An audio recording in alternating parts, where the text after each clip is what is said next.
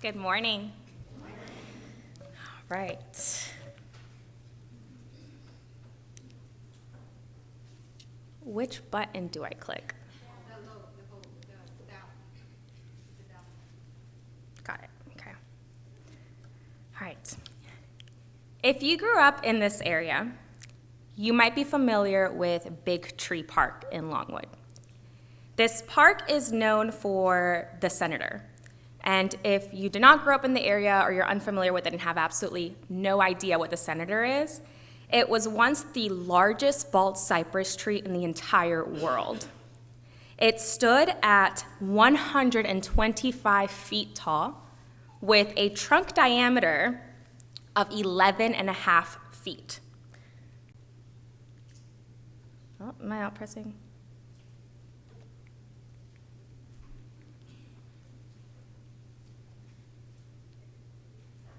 Just want to make sure this works.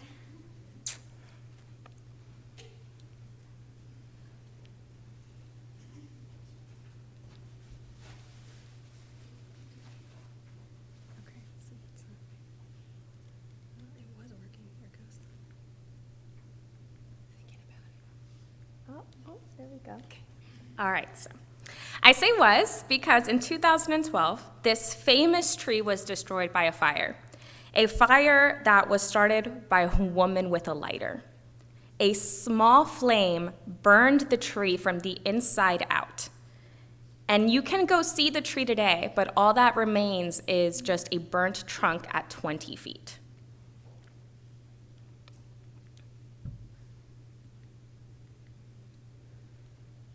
How great a forest is set ablaze by such a small fire. And the tongue is a fire, a world of unrighteousness. Our tongues are small, but they're so powerful. And in today's society, one can even say the tongue has evolved, and it includes our fingertips.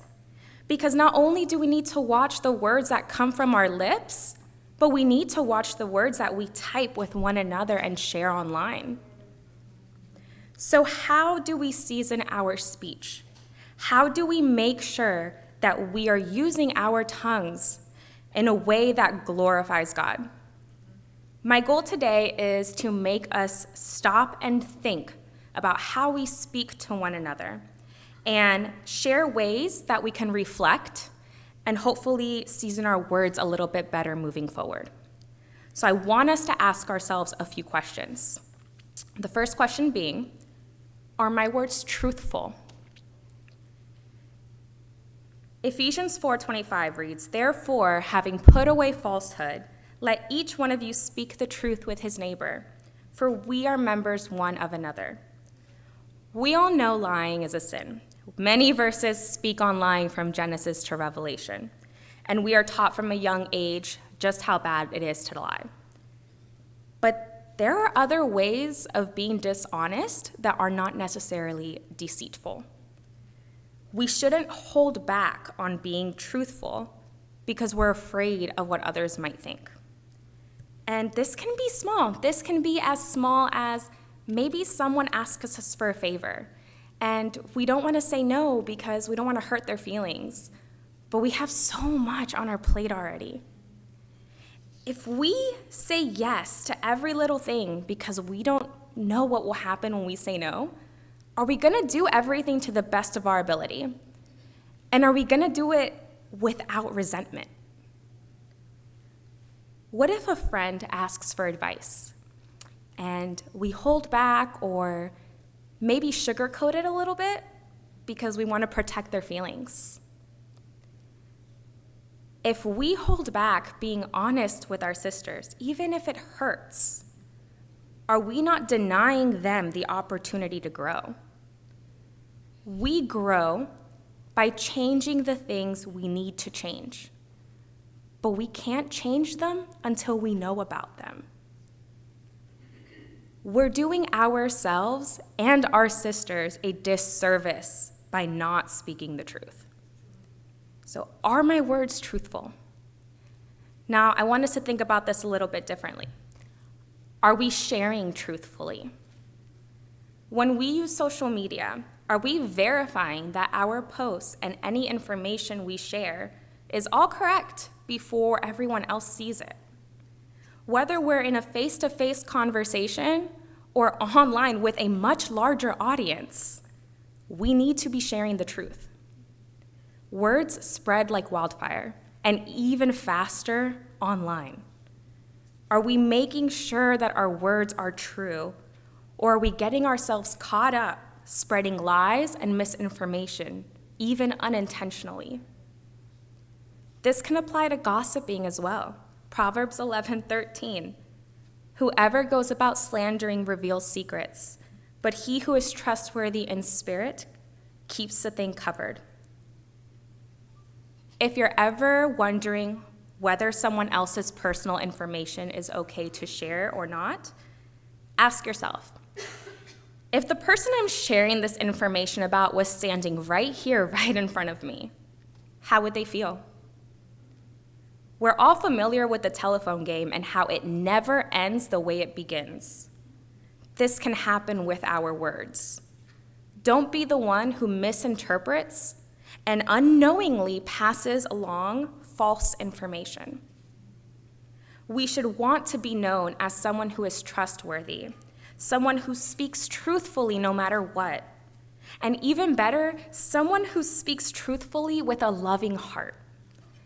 Which leads me to the next question. Are my words gentle? Gentleness is the quality or characteristic of being kind, tender, mild-mannered, compassionate, and considerate. To speak gently means that we show love and care for others through our words. I will be the first to admit my words are not always gentle. And what's worse is that more often than not, the ones that I tend to speak harshly to are the ones that I love more than anything. We love our husbands, we love our kids, we love our parents and our families.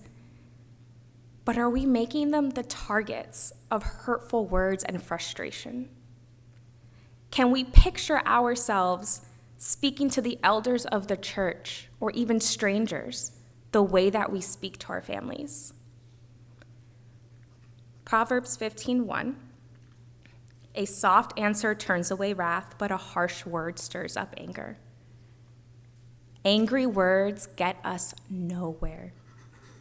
They will ruin relationships. They will break trust. When you look back, you're not going to remember what you and your husband fought about. But you will remember how his words affected you, and he's going to remember how your words affected him. When our children misbehave, how are we treating them? Down the road, we're not going to remember what they did to get in trouble, but they will remember how we handled it. With gentle words, we have the ability to diffuse tension, to ease conflict and calm others. We have the ability to speak life into our families and reassure them that they are loved no matter what. Don't get me wrong, sometimes criticism is necessary. But even then, Paul still instructs us to do so gently. Galatians 6:1, brothers, if anyone is caught in any transgression, you who are spiritual should restore him within a spirit of gentleness. Are our words gentle? And above all, are my words genuine and uplifting?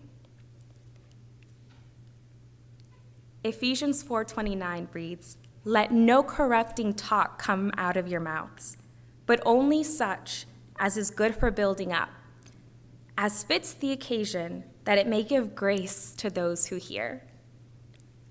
When we speak to others, our intent needs to be in the right place. We need to be genuine and non-judgmental with one another. We're not always going to agree with each other, but the moment that we have a you're wrong and I'm going to tell you why you're wrong attitude, everyone loses. Our speech should not be condescending. It should not be manipulative. Our words cannot be used to tear others down or make others feel guilty. I think we can all agree that being a mother is a hard job. Even if you don't have kids, you can probably recognize that it looks hard. How often have you said or maybe heard someone comment on another sister's parenting? And mothers, how often have we heard these comments? You don't discipline your kids enough. They're gonna run wild. You discipline your kids too much. They're gonna rebel. Your kids are always eating junk. Do they eat real food? You don't let your kids eat candy? Why don't you let dad do anything? He's a parent too. Why are you making dad do everything? You're the mother. The list of mommy judgments goes on, and we can make judgments on so many other areas of our lives. But what good comes from these comments? If our words aren't bringing value or encouragement to someone, maybe they don't need to be said. Proverbs 18:2, a fool takes no pleasure in understanding, but only in expressing his opinion.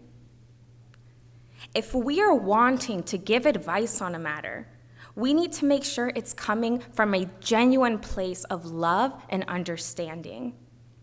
We need to empathize with our sisters and try to understand their feelings instead of worrying about what we think. We need to ask ourselves, are my words going to help them or hurt them? Matthew 12:36-37, I tell you, on the day of judgment, people will give account for every careless word they speak. For by your words you will be justified, and by your words you will be condemned. Now, in this instance, Jesus was speaking to the Pharisees after they were speaking evil against him and accusing him and conspiring against him.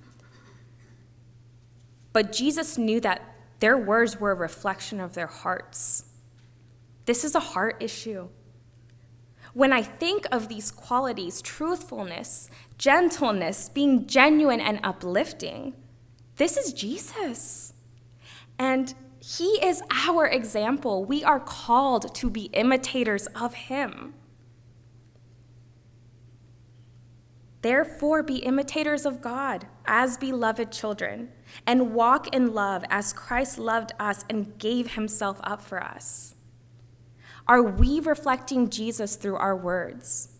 Do others want to know Jesus based on the way we speak to them? We're not perfect, but every day we have a choice.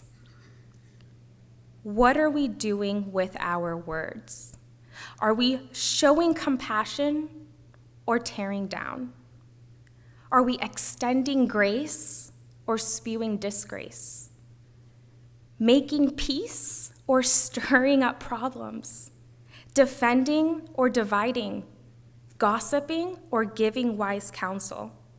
Are we being the salt of the earth and showing others who Christ is based on our speech? And if not, what can we change today to fix that moving forward? The words that come out of our mouths cannot be taken back.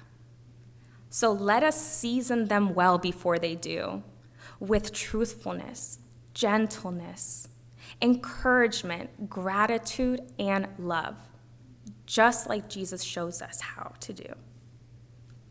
Thank you.